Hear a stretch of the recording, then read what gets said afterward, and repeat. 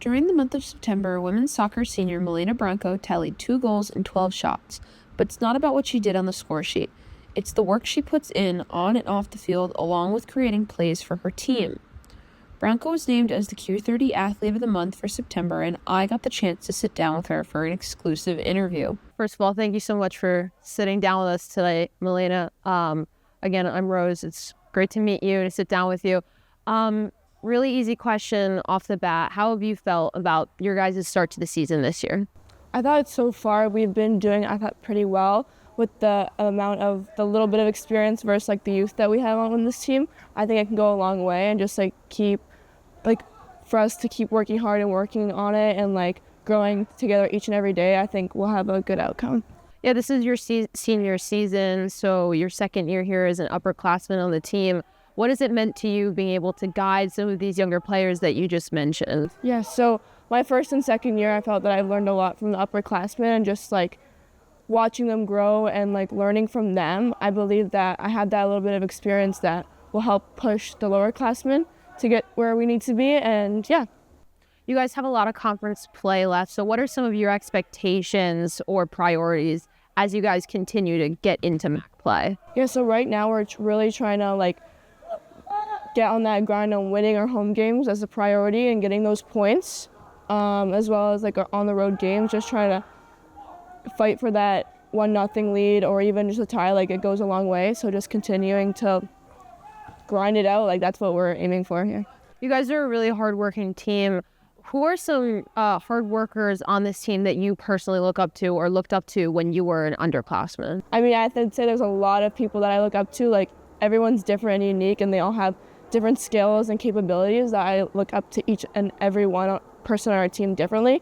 So I would say maybe Maddie Owls and maybe Addie Earl, Morgan Cooper, they always want to get better. They put in the extra work in, even the little things like recovery or in the classroom, they fight for that just to get 1% better every day. So, and it's not only them, there's many other girls on the team that do the same things. So just that grit of wanting to get better every day, it goes a long way.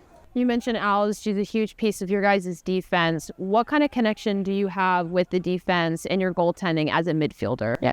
So me and Maddie Owls were freshman year roommates, so we have that connection as well off the field. So just putting it piece to piece together, we have a lot of newcomers in the back line, but Maddie Owls definitely gives that leadership back there to help them go through through a game, through practices. She gives that voice on and off the field to help them and lead them.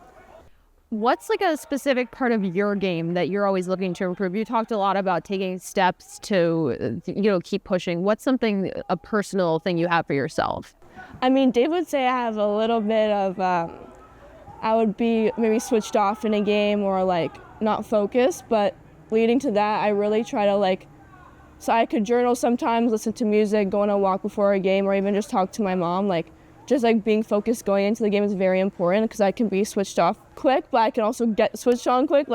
Fairfield game, I know it's an important game. I need to be switched on and always locked in for those. But even just not saying other teams are worse than Fairfield, but the lower MAC teams, I still need to be switched on and learn from that. So I just need to still have a lot of room to grow, and I'm looking forward for the next few games. With some of these values that you've brought up, is there a professional inspiration you have when it comes to your soccer career? I would say I look up to Ronaldo, obviously, because I'm Portuguese, but really my family. I do it for my family and I do it for myself, and I know my family did a lot to get me here, so just doing it for them. What's something that you do the day before a game that is, you mentioned staying focused, something specific when it comes to practice or the system that I know Dave Clark has talked about a lot? What's something that you really hone in on? Yeah, I really look at my nutrition. I'm very particular about that. So just carving up the day before, getting the extra fruits in, maybe making pasta, just really focusing on my nutrition. Also maybe watching some film, going over the scout, and yeah. So you talked about Fairfield. There's a lot of other really good teams in the MAC conference. I think sometimes people lose sight of it because the rivalry between you guys and Fairfield is so strong. But what are some other teams in the MAC that you look at as really high competition? I would say after we put up a good fight against Siena, they shouldn't be looked down on because they're actually a pretty good team, close to Fairfield. Like they give a good fight last Wednesday, I think, this Wednesday.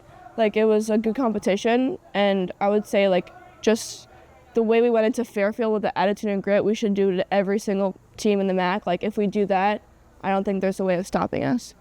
Now, you did talk about Fairfield a lot. You guys just played them. You tied them in a very hard-fought game. What did that tie mean to you guys as a team? It means that, like, I think we never give up, and we're giving it our 100% at close to, like, the 90 minutes. Like, we won't stop. Like, in most of our games, we've scored goals on, like, the 8th minute, like, and lower. So just keeping that continuous, like, grind and, like, getting people subbed in and making it, like, players get in and give it their 100%, like it goes a long way.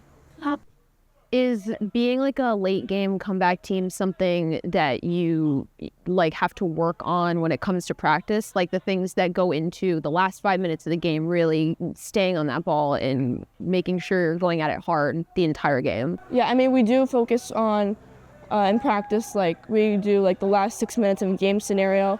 So we like putting that effort to try and score. So we relate that to the game. That's one thing we do. But I think overall, it's just like the motivation from our team and that grit that we all want it. So we just do it together, and that's what we focus on. Do you have a favorite memory playing here at Quinnipiac, either with players that have graduated or players that you're guiding now? Just something that you look back on either as motivation or just a really fond memory? Yeah.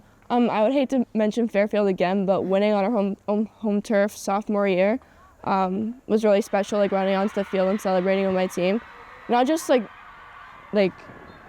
not only if you're on the field or off the field, but like supporting your team and being with your team as one. Like it was a great experience. And if you had to pick a single sentence that kind of encompasses your mindset, like going into a game, something simple, something specific, what is it for you? I always like tap the door on the way back, the way out of the locker room, and say, "Let's get it," like "Let's go." So that's like one key word that I say before I go out to try and like focus. Branco and the Bobcats remain undefeated in MAC play, with a couple of matchups left in their conference slate of games, as they look to push for a return to the top of the league.